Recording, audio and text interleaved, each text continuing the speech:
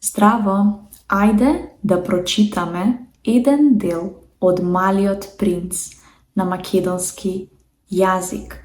Верувам дека веќе ја знаете оваа приказна, бидејќи оваа книга е една од најпреведуваните книги во светот.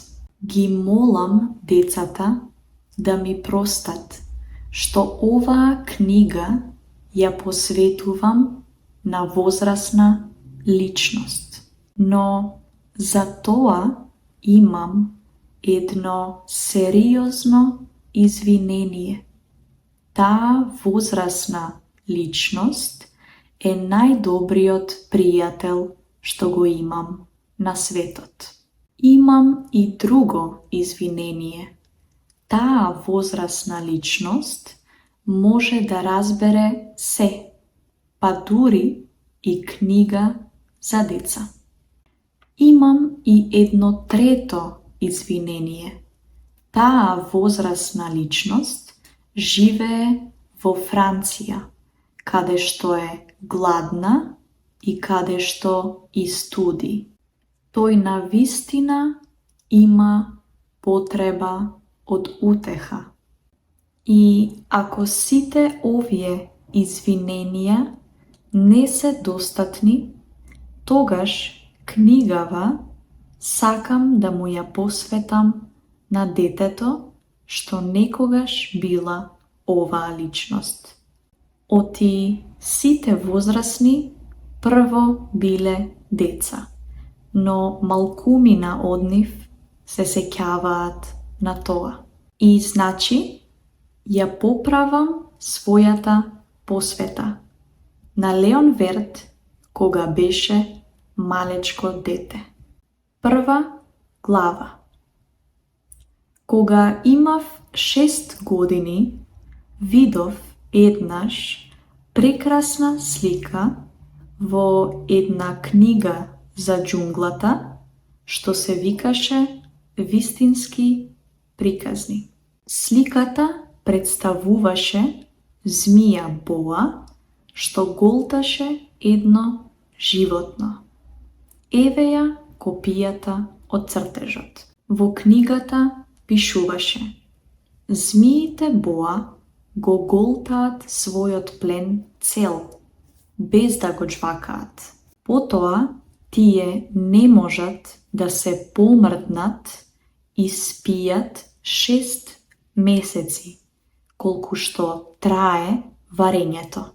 Тогаш многу размислував за авантурите во џунглата и успеав сам со една боичка да го нацртам својот прв цртеж. Мојот цртеж број 1. Тој беше ваков. Им го покажав моето ремек дело на возрасните и ги прашав дали им е страв од мојот цртеж. Тие ми одговорија: зошто да ни е страв од една шапка? Но мојот цртеж не представуваше шапка. Ја представуваше змијата боа како вари слон. Тогаш ја нацртав внатрешноста на змијата боа, за да можат возрасните да ме разберат. Ним секогаш треба да им се објаснува. Мојот цртеж број 2 беше ваков. Возрасните ме советуваа да ги оставам настрана цртежите со змијата боа, зашто е подобро да се интересирам за географија, историја, сметање и граматика.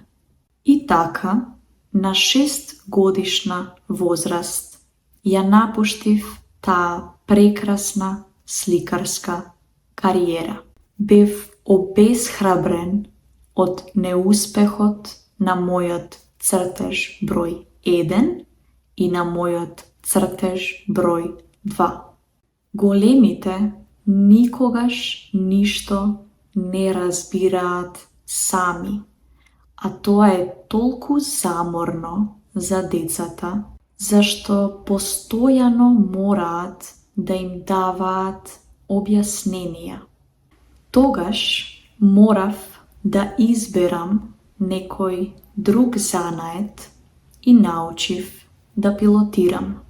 Летав помалку насекаде низ светот.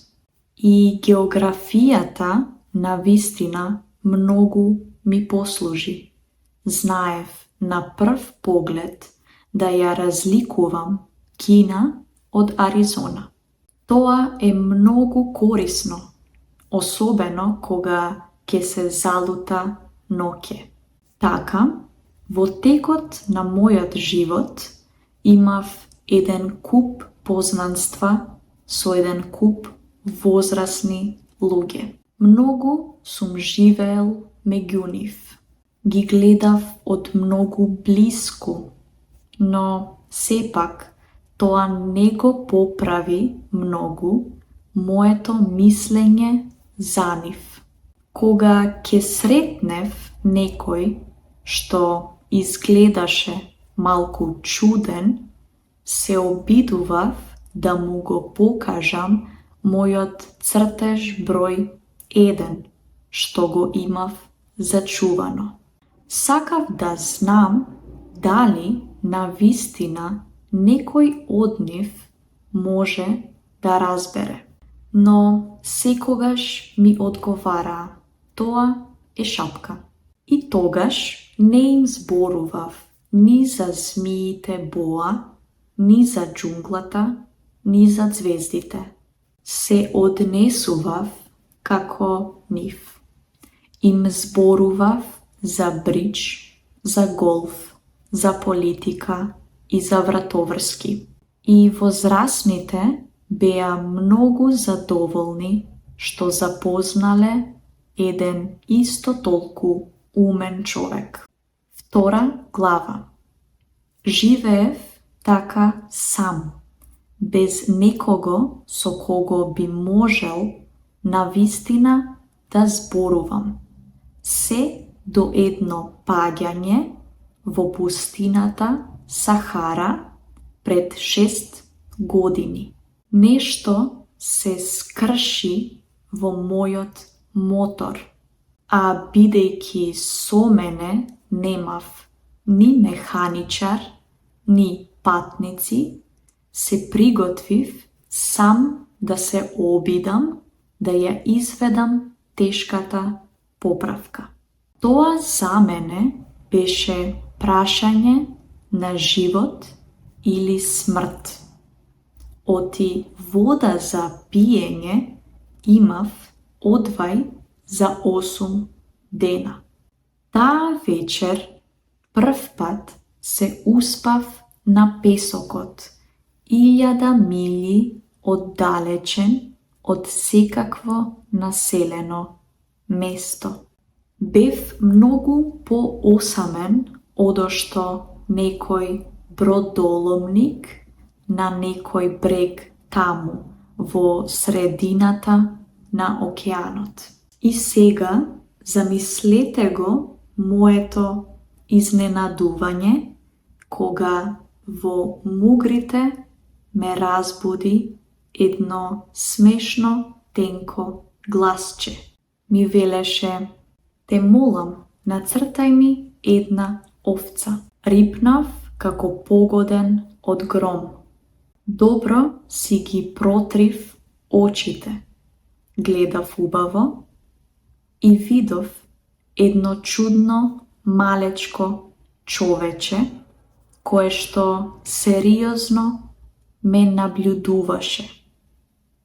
Еве го неговиот портрет, што подоцна успеав најдобро да го направам. Мојов цртеж, се разбира, многу помалку одушевува од моделот, но тоа не е по моја вина. Бев обесхрабрен во сликарската кариера од возрасните, уште во 6-та година и не научив ништо да цртам, освен змиите боа. Не заборавајте дека се наоѓав 1000 милји од секакво населено место. А моето мало човече не ми изгледаше ни залутано, ни мртво од умор, ни мртво од глад, ни мртво од жед, ни пак мртво од страв. По ништо не прилегаше на дете загубено во пустина, на 1000 милји од секакво населено место. Кога на крајот на краиштата успеав да разберам, му реков: ама, што бараш ти овде? Но тоа ми повтори сосем полека и сосем сериозно: те молам, нацртај ми една овца. Кога е мистеријата толку голема, не сме да не се послуша. Колку и да ми изгледаше сето тоа чудно, на 1000 милји далеку од секаква населба и во смртна опасност, сепак извадив од џебот парче хартија и еден молив. Но тогаш се сетив дека учев само географија, историја, сметање и граматика, па му реков на џуџето, малку подналутено, дека не знам да цртам. Човечето ми одговори: тоа не пречи, само нацртај ми една овца. Но, бидејќи никогаш не сум цртал овца, му го нацртав еден од оние два цртежа за кои единствено бев способен. Му го нацртав оној на змијата боа како ја вари храната и бев вчудоневиден кога го чув моето малечко џуџе како ми вели: не, јас не сакам слон во боа. Боата е многу опасна, а слонот е многу голем. Кај мене е се малечко. Сакам овца. Нацртај ми овца. Тогаш нацртав. Малечкото гледаше внимателно и рече: не, таа е многу болна. Нацртај ми друга. Нацртав. Моето пријателче се насмевна толку кротко и со некаква добродушност. Па гледаш, тоа не е овца, тоа е овен, има рогови. Уште еднаш го преправив мојот цртеж, но и тој беше отфрлен како претходните. Таа е многу стара. Јас сакам овца што ќе живее долго време.